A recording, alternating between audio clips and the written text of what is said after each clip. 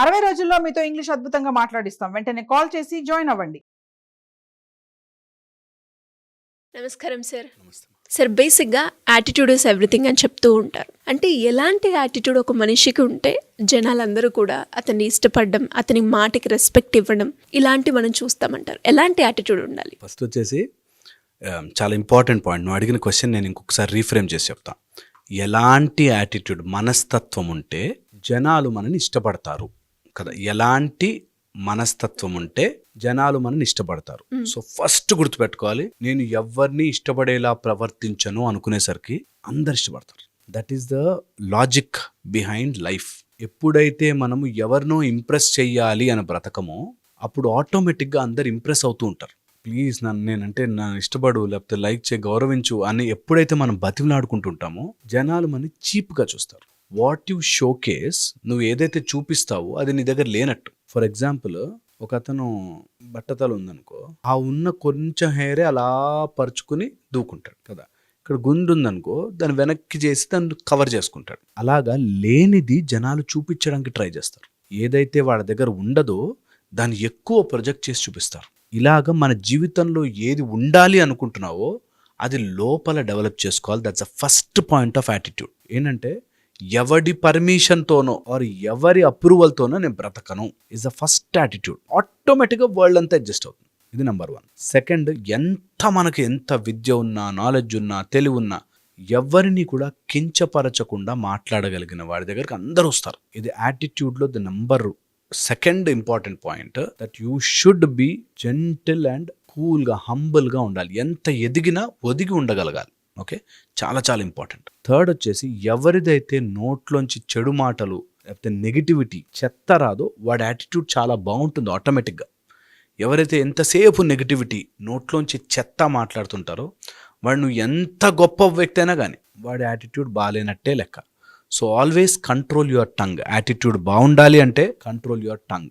Very very important. ఎవరైనా సరే, ఎలాంటి పర్సన్, చిన్నపిల్లవాడి దగ్గర మాట్లాడుతున్నా, పెద్దవాళ్ళ దగ్గర, ముసలి వాళ్ళ దగ్గర మాట్లాడుతున్నా, ఎవరి దగ్గర ఉన్నా కంట్రోల్ యువర్ టంగ్. అన్నెసెసరీ మాటలు మాట్లాడని వాడు యాటిట్యూడ్ కరెక్ట్గా ఉంటుంది. ఓకే. ఫోర్త్, నీ దగ్గర ఉన్న స్థితి నుంచి నెక్స్ట్ స్థితికి వెళ్ళాలి అనే ప్రయత్నం ఎవరైతే చేస్తుంటారో వాడి యాటిట్యూడ్ బాగుంటుంది. ఎంతసేపు ఒక దాంట్లో ఇరుక్కుపోయి ఉన్నవాడు బాగుండాడు. యాటిట్యూడ్ బాగుండాలి అంటే నువ్వు ఒకే సర్కిల్లో, ఒకే చక్రంలో తిరగకూడదు. ఎదగాలి, డెవలప్ డెవలప్ డెవలప్ డెవలప్, పాజిటివ్గా డెవలప్ అవ్వాలి ఉండాలి. ఎంతసేపు నెగిటివిటీలోకి, లోపలికి అలా ఒక ఆలోచనలోకి వెళ్ళిపోయి ఉన్నవాడు యాటిట్యూడ్ బాగుండదు. ఓకే, చాలా ఇంపార్టెంట్.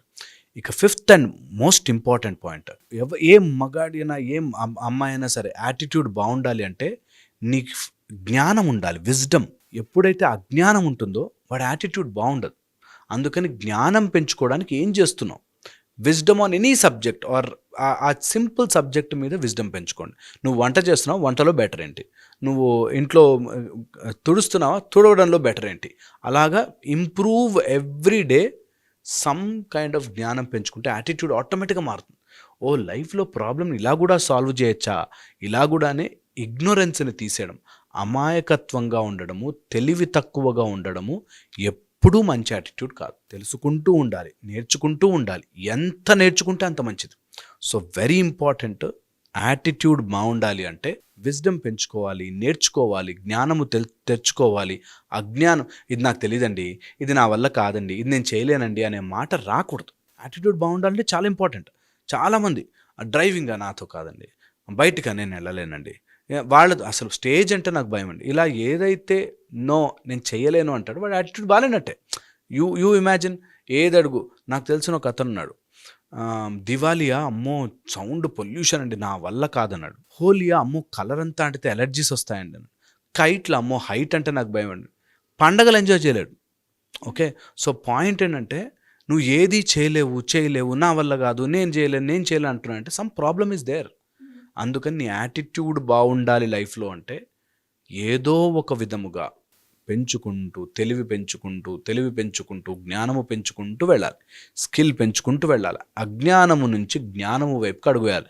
అది స్పిరిచువల్ జ్ఞానం కావచ్చు, సబ్జెక్ట్లో జ్ఞానం కావచ్చు, ఏదో రకంగా జ్ఞానము పెంచుకుంటూ వెళ్ళాలి. ఓకే, ఇది very important. Sixth, the most important aspect ఇది, ఆపోజిట్ జెండర్తో నీ బిహేవియర్ని బట్టి నీ యాటిట్యూడ్ తెలిసిపోతుంది. ఒక అతను నాకు తెలుసు, ఆయన దృష్టిలో అమ్మాయిలంతా వేస్ట్, వంటింటి కుందేళ్ళు, అలాగే ఉండాలి అనే మైండ్ సెట్తో ఉంటాడు. ఫుల్ చేతులకు ఇంత బంగారం వేస్తాడు, మెడలో ఇంత చైన్ వేస్తాడు, నోట్లో ఇంత పాన్ వేస్తాడు, వైట్ అండ్ వైట్ వేస్తాడు, ఏదున్నా బాగా డబ్బులున్నాయి, పెద్ద కారులో దిగుతాడు.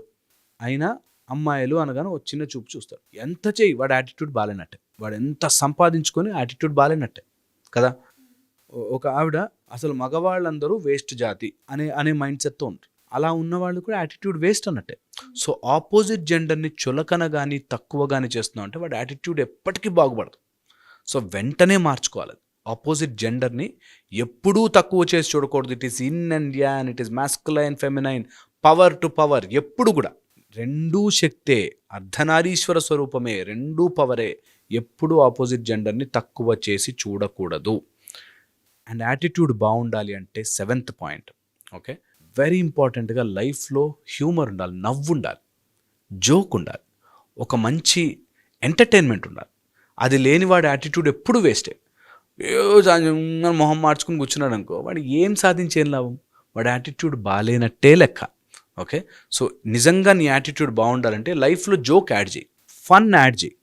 జోక్ ఇతరులను నొప్పిస్తూ కాదు, ఒక type of happiness.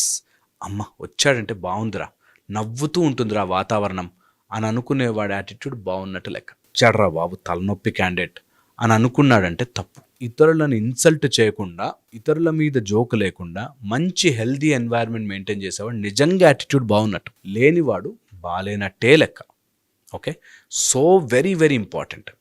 Next most important thing, ఎలాంటి వ్యక్తి అయినా సరే ఒక చెడు అలవాటు వదులుకోవడం మొదలెడితే యాటిట్యూడ్ ఆటోమేటిక్గా బాగుంటుంది. ఇలా క్యారెక్టర్ కనుక పెంచుకోగలిగితే ఒక్క చెడు అలవాటు సంవత్సరంలో వదిలేయాలి. ఈ సంవత్సరం అంతా నేను డిసైడ్ అయ్యి చెడు అలవాటు వదిలేస్తాను. ఓకే, అనుకున్నది సాధించగలిగేవాడి యాటిట్యూడ్ బాగుంటుంది. పాజిటివ్గా ధర్మబద్ధంగా ఏదైనా అనుకుని సాధించగలిగిన వాడి యాటిట్యూడ్ కరెక్ట్గా ఉన్నట్టు.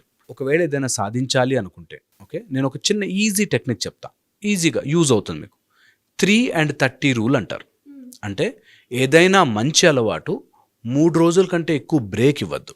ఏదైనా చెడ్డ అలవాటు 30 రోజుల కంటే ముందు చేయొద్దు.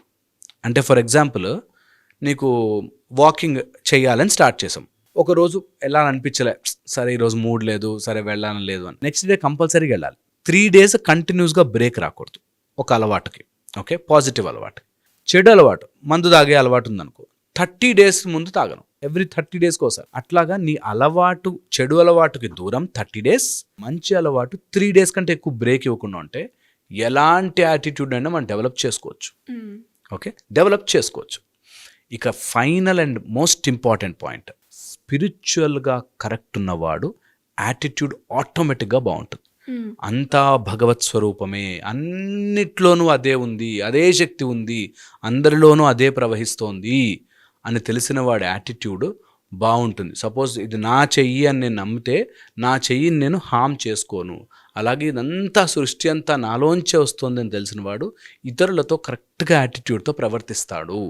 అది చెయ్యి బాలేకపోయినా, నా చెయ్యి వంకరగా ఉన్నా, నా చెయ్యి విరిగిపోయి ఉన్నా దాంతో నేను జాగ్రత్తగా ఉంటాను. అలాగే సృష్టిలో ఎవరు ఎలా బిహేవ్ చేసినా నాలోని భాగమే అని నమ్మిన వాడి యాటిట్యూడ్ కరెక్ట్గా ఉంటుంది. వాడు వేరు, నేను వేరు అన్నప్పుడే యాటిట్యూడ్ డిఫరెన్సెస్, ప్రాబ్లమ్స్ వస్తాయి.